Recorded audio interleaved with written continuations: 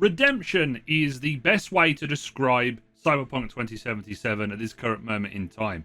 It's completed its arc. It's got to the point where it is complete, in my opinion.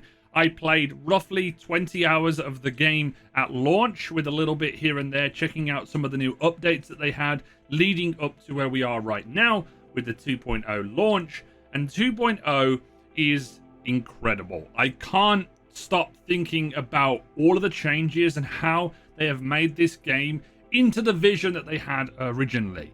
The game has gone through so many different iterations in the past 3 years that we're at this point right now where I can see myself playing this for another 50 to 60 to even 100 hours, especially with where I am currently. Now, to give you a little bit of backstory, I never completed Cyberpunk 2077. I've never completed it before, and I've got to grips with all of the systems within the game, the different skill systems, cyberware of the original vision of the game before we had the update that we have right now.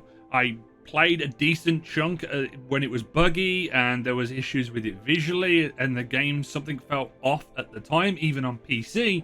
And right now, I can honestly say that I'm happy that I waited to start my full playthrough on the 2.0 launch, because every single system in the game is fully realized now, at least from a couple of things that maybe could be tweaked here and there.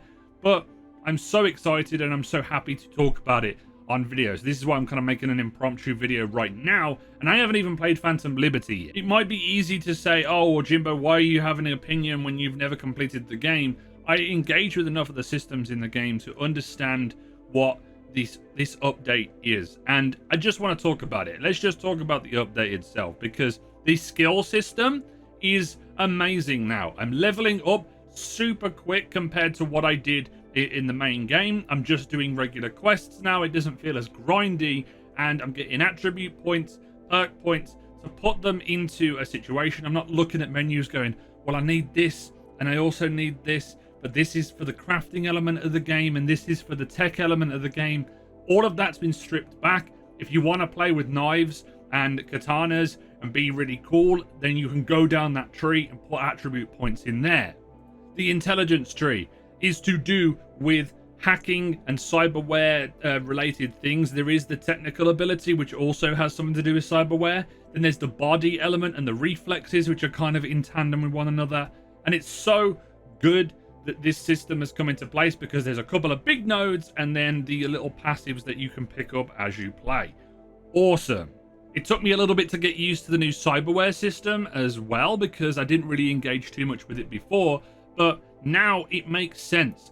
Armor is tied to cyberware. The different extra buffs that you get, such as crouch speed modifiers or stealthing, or if you want a double jump, though, is all there. You don't have to go out and find stuff. There is ways to be able to level them up in the game, and I'll talk about that in just a moment.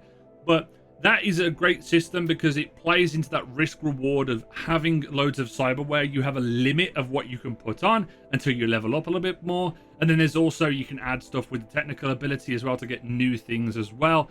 And it feels great. It's such a good change to the system. And the other thing, which I think is going to go missed quite a bit, is clothing is now just clothing. You can wear whatever you like. There's no need for the transmog system anymore. I don't believe there's a transmog system in the game anymore, because now you can just wear whatever clothes that you want. You don't have to tie them to your armor. You don't have to tie them to additional stats in the game. It's all just cosmetic stuff.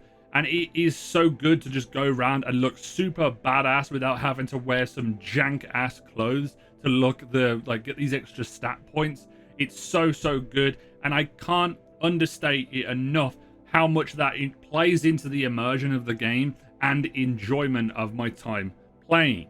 Now, I don't know whether or not this is tied to the update specifically, apart from obviously the revamped police system, with police being everywhere on the streets, the new max tax system, which I've not engaged with just yet because I haven't gone to 5 stars yet, but the randomness of the world. There's so many police officers around everywhere, and they'll just get investigating crimes. They'll fight other gangs and such. And on top of that, I think with the scaling up, at least on PC, with the NCPD officers around, it feels like the city has been upped as well. The amount of models that are around, the cars that are on the streets, and obviously the visual display, because I'm running this with ray tracing on Ultra, is amazing.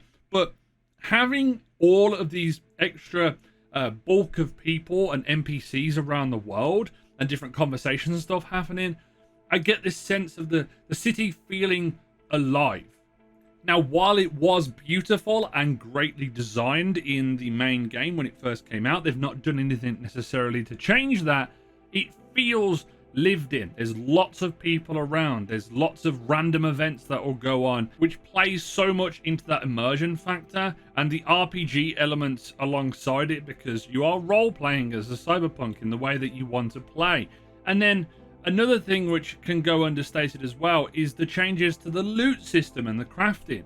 Now, once you get a weapon that you want, there's going to be specific tiers that you can get things, but you can upgrade stuff as you go throughout the game. So if you want to keep hold of your favorite weapons from the start, like these iconic weapons, as long as you have the crafting materials, you can keep upgrading them and keep them with you throughout your playthrough.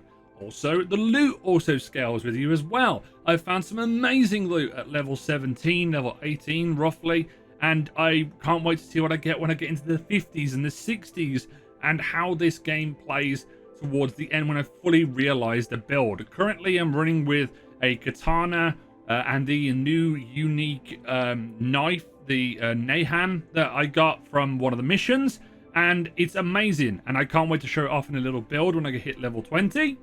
But it may also be up on the channel, I'm not entirely sure by the time this video goes out. But either way, my early impressions, I would say, for this update after spending 10 hours with it and engaging with the systems, is phenomenal. And I can't wait to play Phantom Liberty next week. I've got to put in a bunch of hours to see how far I can get through the story. And here's the thing, I'm in no rush to play Phantom Liberty because it feels like Cyberpunk 2077 right now is a brand new game. It feels like it released this year, and that is mind-blowing to me, because we've had so many good games this year to now put 2023 down with every other game that came out, with Final Fantasy, with Baldur's Gate, Starfield, Resident Evil 4, all of the games that came in the earlier part of the year.